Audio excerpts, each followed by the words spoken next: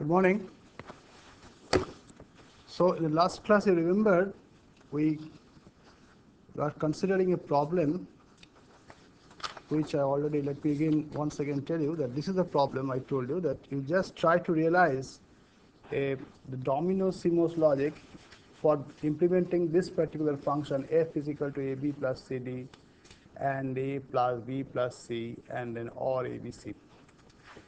We have found that we can easily realize it just by cascading three Precharged CMOS logic stages that we did in the last class.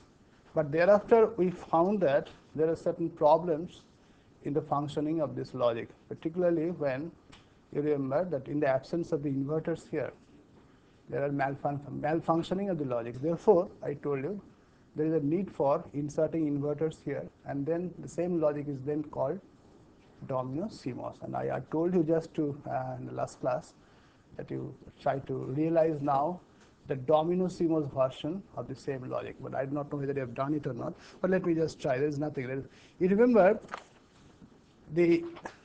ultimately at the end of the class yesterday, we found that this is the kind of three-stage Precharged CMOS logic to produce the function f3 bar, which is nothing but the function f.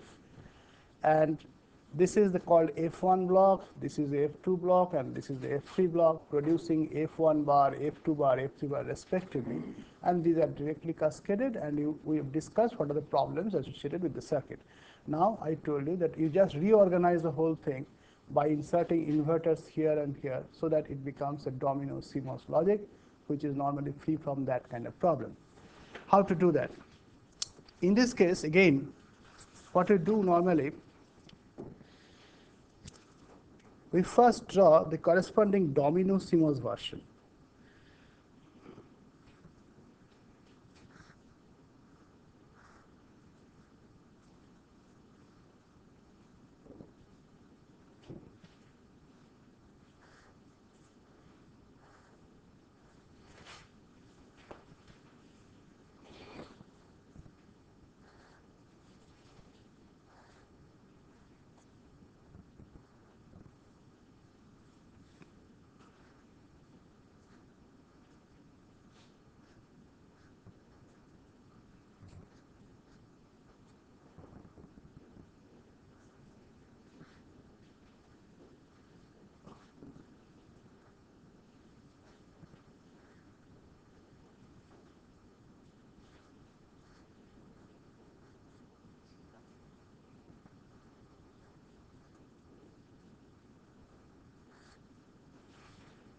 I'll now call this block modified f1. Therefore, I will put a dash prime there. So I'll call it f1 dashed, f2 dashed, and f3 dashed.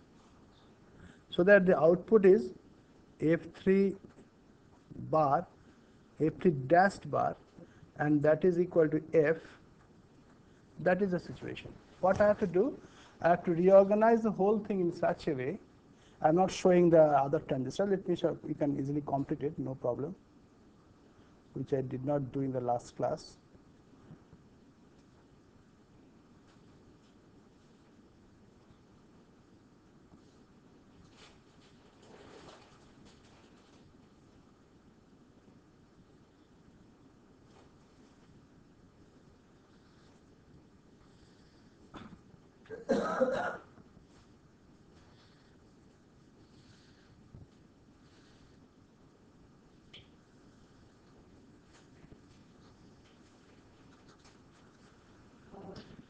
These are all VDD,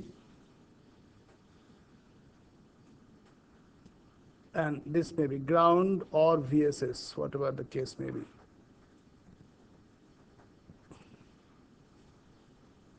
Only thing is that now compared to the earlier one, I called these blocks are F1, F2, F3, and I did not put any inverter. Because I have now modified the whole thing, naturally the same function, we don't expect that these blocks will implement the same logic. Rather, there may be some modification. How to get the nature of this F3 dash, F2 dash, and F1 dash, that is my main concern. You can easily verify. Here you say actually because F is equal to F3 dashed, and that is also equal to F3 in my earlier case, the way we realized. Therefore, you just see that F3 dashed is nothing but equal to F3. Therefore, from very beginning you can see that this block and whatever I have drawn here, they are identical. Whatever F3 I have drawn in this block, the combination of transistors and the inputs, they are simply identical. So I don't have to bother about this one. Then come to the second step. You see that at this point I have F2 dashed bar, and again at this point I have F2 dashed. So the input to this F3 dashed block is nothing but F2 dashed, and therefore you just see that this one and this one is the same because I have put an inverter. And similar way, if I call it F1 dash, then this becomes F1 dash bar, and this again F1 dash. These two are the same. Whatever is coming here is the same as that realized in the block. Therefore, the first thing we find that F2 dashed now, if you compare with the earlier thing, what was coming here? F2 bar. And therefore, this F2 dashed and F2 bar must be the same. F2 dashed and F2 bar must be the same. Okay? And what was F2? You remember that was nothing but F1 bar. You just see the last class, F1 plus A plus B plus C, and the whole thing inverted. You just see the last class.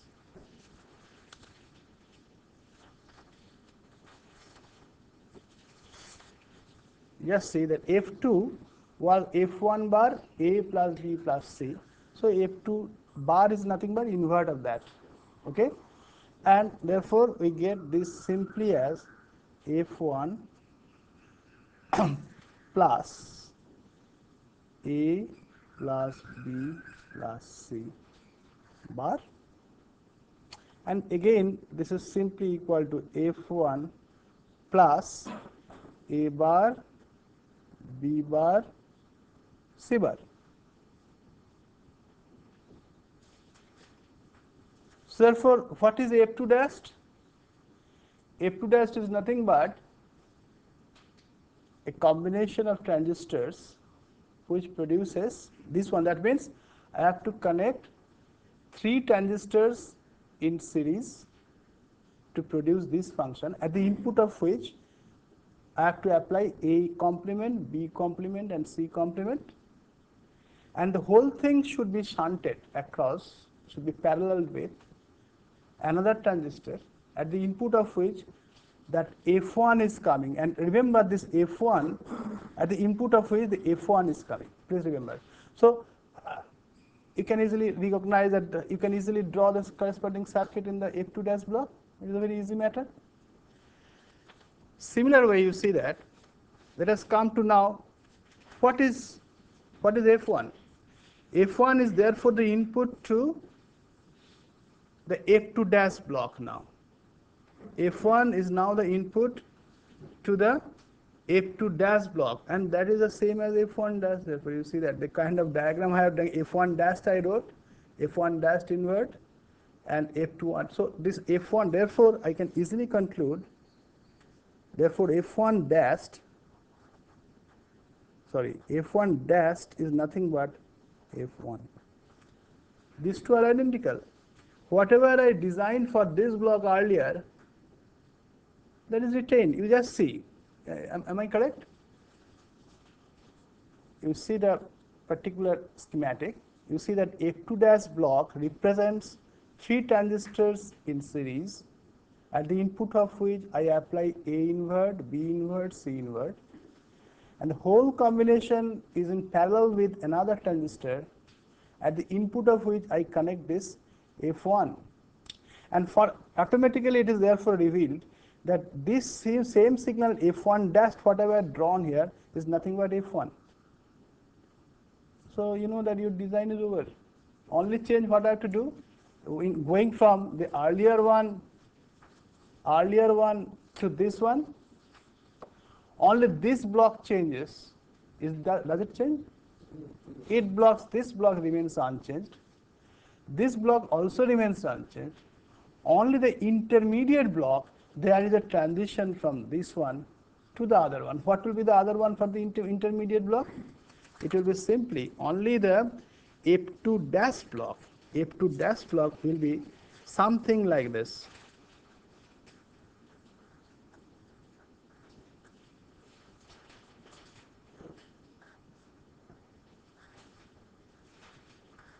Okay, and the whole thing is in shunt with transistor like this. So this represents the whole thing.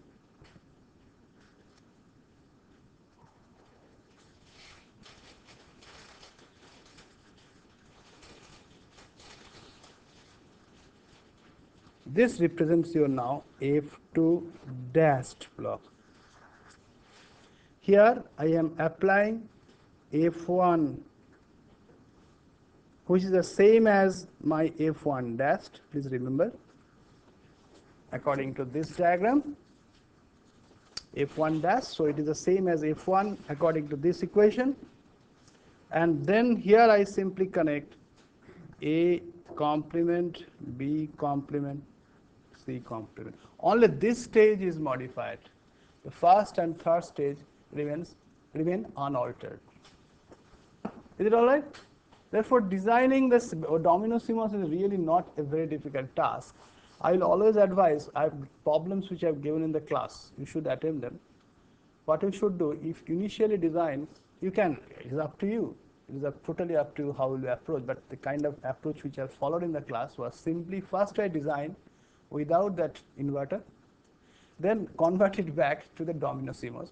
It becomes a very simple task. Or any other approach, whatever, in fact, that I do not have scope for going into, why when people design this domino CMOS logic, there are certain algorithmic approaches available. Computer programs are available where, people have developed program how just giving some inputs, we can give the output in the kind of schematic of the output and then again the full circuit, and then you can analyze the circuit by timing waveform and other things, which is done normally by SPICE and other circuit simulators. So there are already, and that's the subject of, in fact, CAD VLSI. One of the topics in CAD VLSI, how to, but CAD VLSI is a very vast topic. So one topic there is how to design a domino CMOS logic with a given input description. Whatever I have done here is just a mere introductory one based on textbook approach. But thereafter, this is the basis for the ultimate design approach, the algorithm which is developed for designing such domino CMOS logic. I will request you to do the problems yourself and see how it works. Okay. After this thing, let me now go to a brief discussion about the relative merits and demerits of the different logics discussed in the class, which I have told, but not really given in a tabular form. What I want to do today, give a table showing how the different logics work relatively. All right? So it is a comparison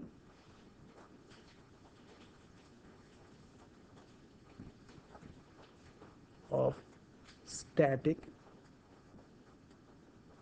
and dynamic logics,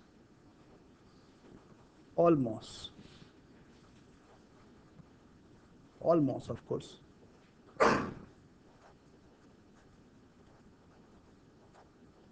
MOS, CMOS. The following things I'll do. One is, what are the things I'm comparing? They're as follows: static, nMOS, as well as PMOS, but PMOS is invalid today. It was static PMOS, therefore we don't just present. Clocked nMOS. Again, nMOS PMOS equally valid for PMOS. Static CMOS. Then clocked CMOS. Sometimes we call clocked CMOS as C square. I will be discussing C square MOS, clocked CMOS, and then finally domino CMOS. I will call it D CMOS. C square MOS means clocked CMOS, and this is domino CMOS. And let us compare. What are the points I am trying to do? One is, what is the transistor count? Transistor count. I do not know, I am writing little bit smaller words. I think you can understand. For n input gate.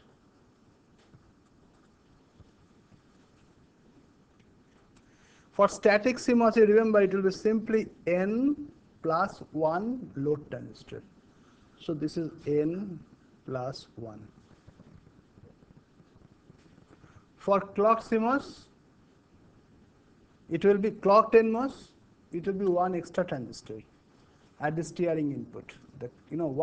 Every signal is being passed through a transistor gate, and then it is applied to the inverter. So naturally it will be 1 additional transistor, n plus 2. Then what about static CMOS? Same, the number of transistors in driver, the same amount of transistors should be used in the load, so it is simply 2n. And what about clock CMOS? It is 2n plus 2 additional transistors. So this is 2n plus 2, that means 2 into n plus 1. And finally for domino CMOS, n plus 2, because one transistor, n plus 2 or n plus 3 or n plus 4. Can you tell me, for n number of transistors will be needed to implement the F block? The one load, the Precharged, 1, so 2, and then 2 for the inverter. So it will be really n plus 4.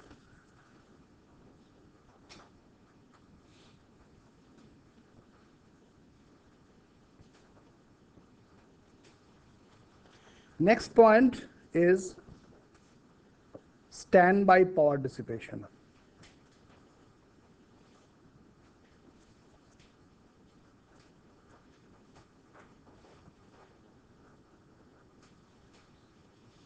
Static NMOS relatively will be high. Therefore, I will simply write high here.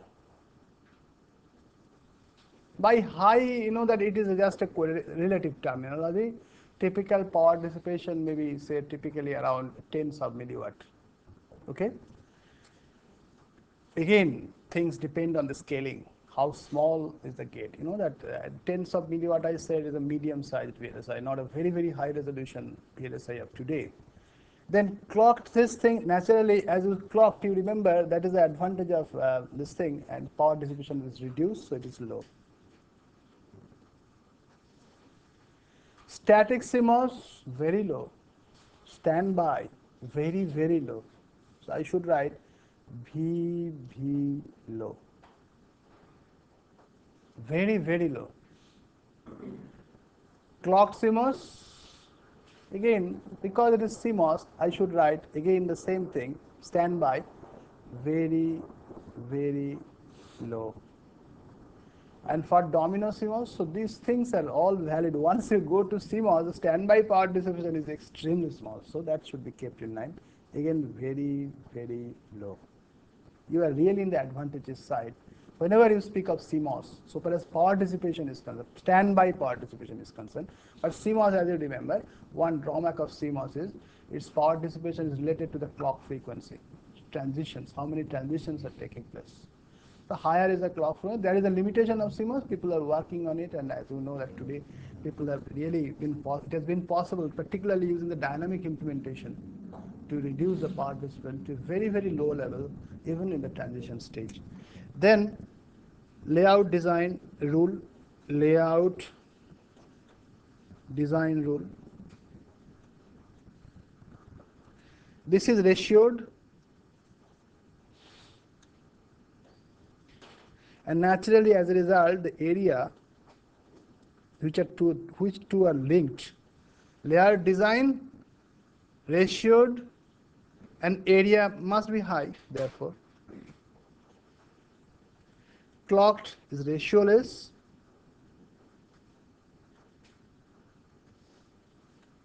And naturally the area requirement is low. You remember the ratioless design, the area requirement is low. Static CMOS, again, it is ratioed, definitely. Static CMOS is ratioed, but in the sense that this ratio is just little bit inverse type. The PMOS, the load has got a little bit higher WL, roughly double that of the, therefore I can call it ratioed, but again, sometimes we also assume that it is basically not ratioed, it's a ratio-less design kind of. Though static, so that's the advantage of CMOS. That has to be, though it is ratioed, but this ratioed and this ratioed, if I give you a very 3-dot kind of so far as area, then here I have to give only 1 dot. Please remember, because the ratio requirement is very, very small. Please remember this. Then again, one thing, please remember, I am comparing static NMOS today is not the ordinary, is that saturated load kind of thing. This is all HMOS type, where the load is a depletion mode load. Please remember. Even compared to that, you remember that is roughly 5:1 is a W/L ratio requirement, whereas this is just 1.5 to 2. So it's really a lot of improvement. Then clocked CMOS, once you make it clocked, it becomes ratioless.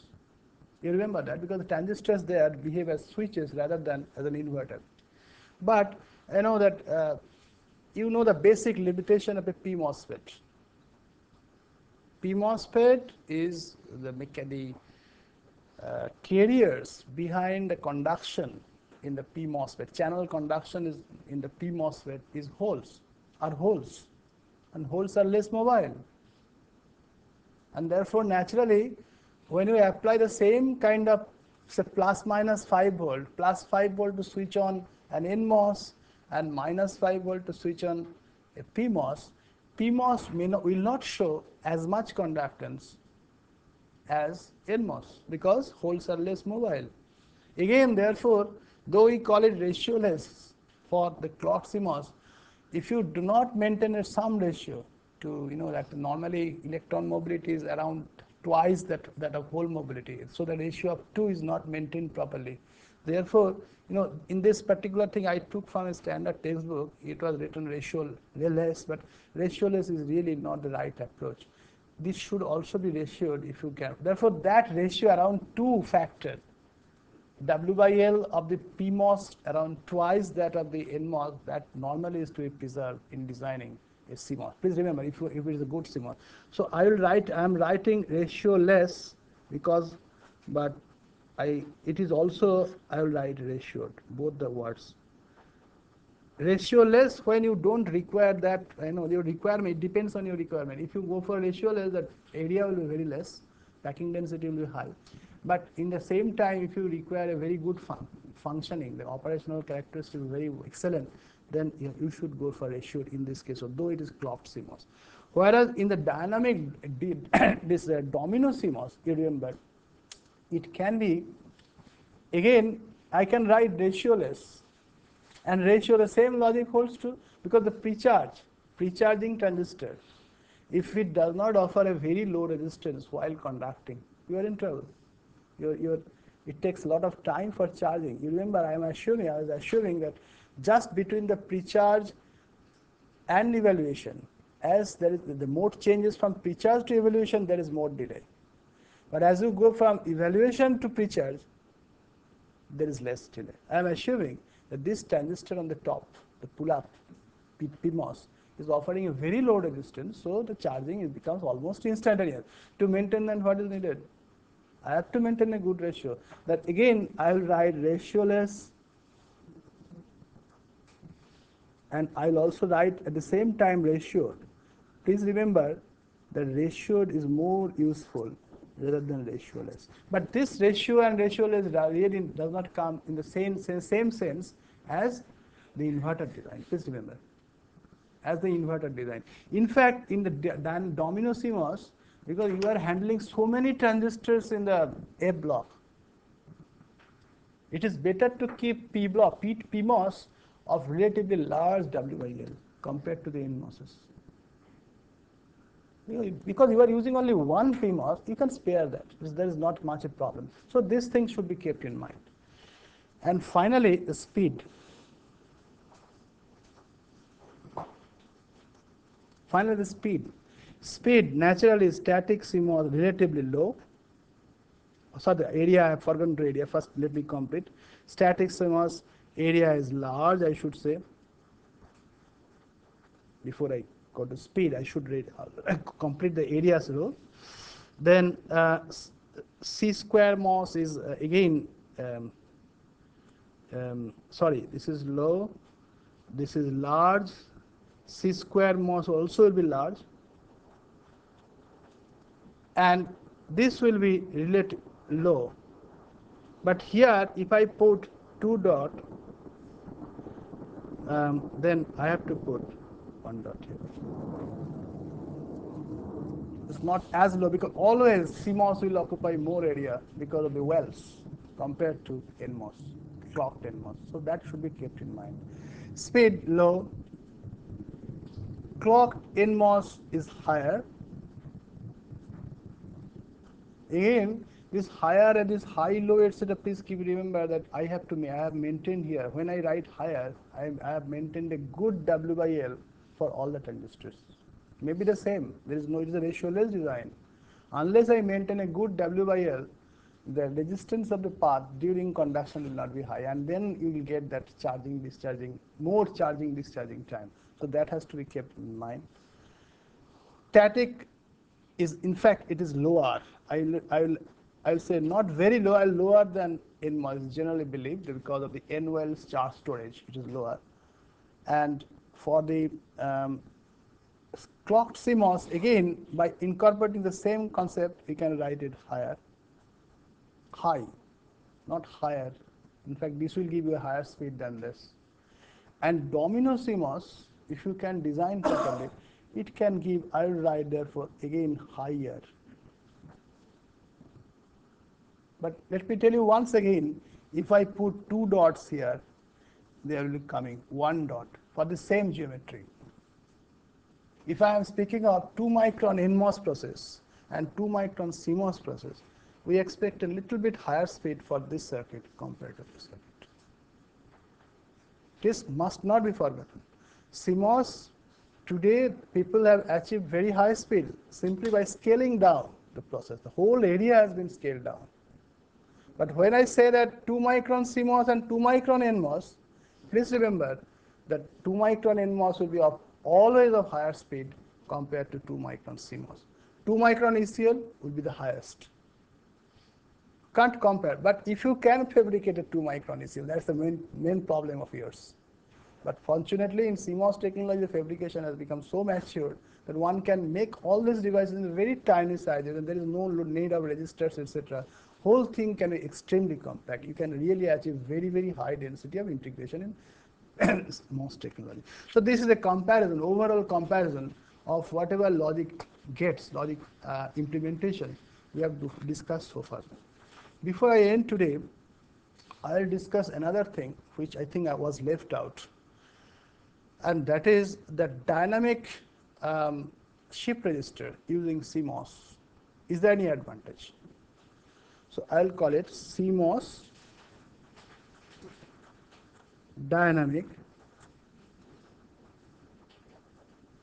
shift register. Whatever shift register circuits, dynamic ones we have discussed, they are based on nMOS. So what will be the corresponding CMOS version? It will be something like this. There is at the input a CMOS switch.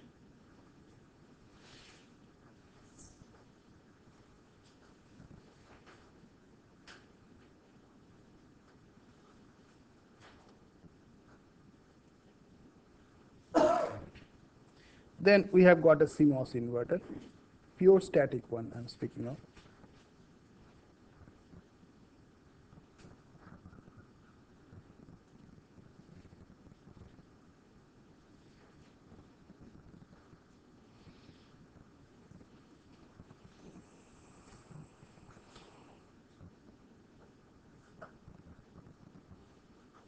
This is the half stage, of course.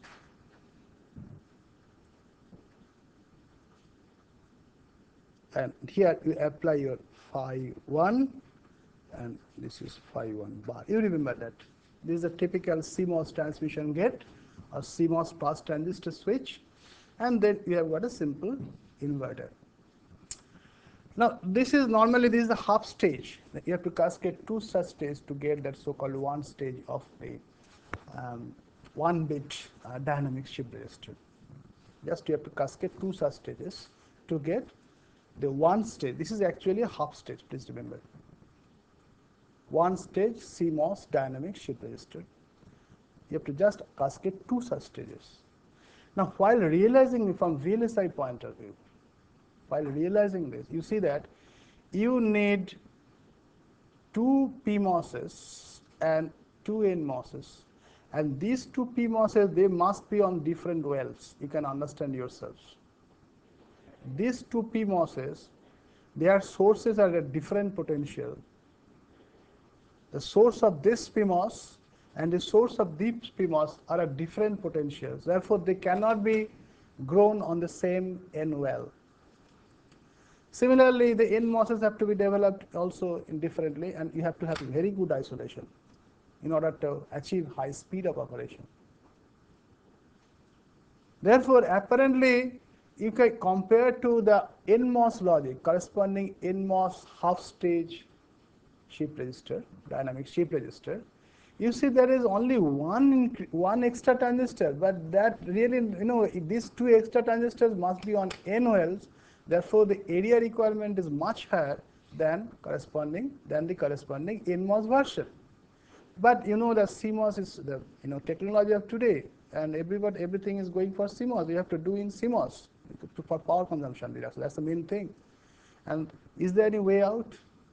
Then people say that it is possible if simply go for ordinary clocked CMOS logic as a half stage, which I already discussed. Let me again once again draw.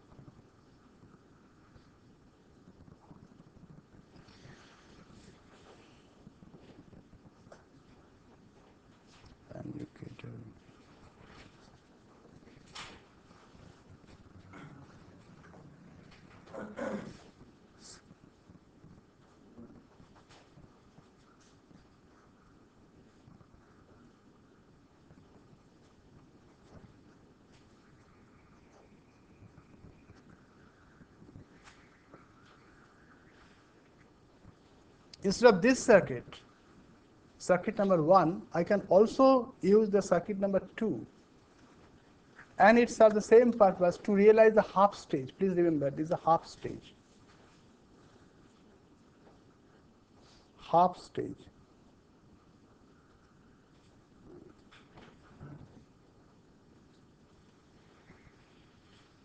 And we have already discussed this circuit earlier. It's called clocked CMOS inverter. The same clock CMOS inverter serves the same purpose as this one. You can easily understand yourself. There is nothing new. But one advantage of this is it is possible to realize these two PMOSs in a P well, in an N well. So this is the N well, in a single N well. And not only that, I can make these two PMOSs as a dual gate PMOS, while the two other NMOSs as a dual gate NMOS. There is no need of fabricating two separate MOSFETs. Please remember that these two are shorted. The source of this is the same as the drain of this. They can be merged. Similarly, the source of this is the same as the drain of the same. They can be merged. And therefore, as a result, you can really save a lot of area. Let us see how it is possible. Let us just, at the right-hand side, I'm trying to draw the layout of the same thing quickly, of course. Let this be the N well.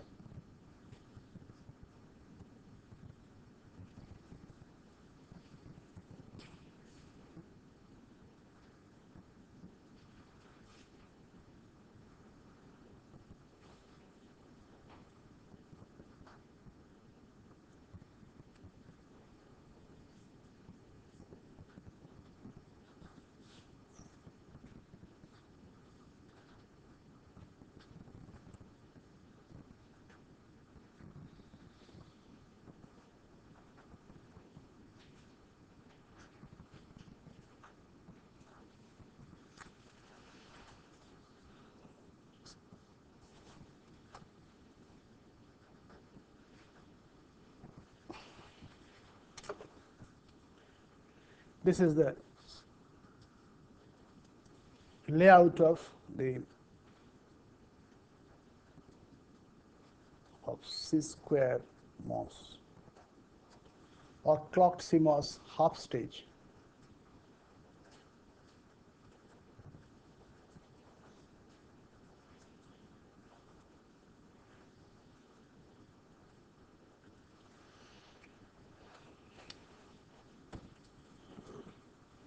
You see that what I have done simply that instead of making two transistors separately, simply two polysilicon gates on the PMOS have been kept close. They have to be kept very close, otherwise it will not function properly. That is an important thing. The coupling of carriers between these two is entirely diffusion mechanism responsible for that as a device physics point of view. In order that there is no fallout of diffusion process by recombination, the separation between the gates should be extremely small. In any dual gate MOSFET, this separation between the two gates should be very, very small. This should be kept in mind. But you just see, if you compare the layout of this structure with the layout of this, you can easily draw the layout of this yourself. I have given you sufficient information about that, how to draw the layout. If you draw the layout of this structure, and I have already drawn the layout of the other structure, compare, you'll find it will be extremely compact compared to the previous one. So today, all dynamic shift registers using CMOS technology people use the other approach and not the first approach. Please remember this. This is very good from every point of view. And I've already told you that the ratio has to be maintained. Though in CMOS clock register we are calling that it is ratioless, but it is a meaningless thing. I should try to maintain a good ratio of PMOS with respect to nMOS, so that the conductance is the same in both cases. So ratio design that I have not shown. All these ratio etc. I have not shown here. Please remember, usually the W by L of the PMOSes in this block should be approximately twice that of those in the N block for the two nMOSes. These are two exactly identical. So with this, I will just end today's talk. Thank you.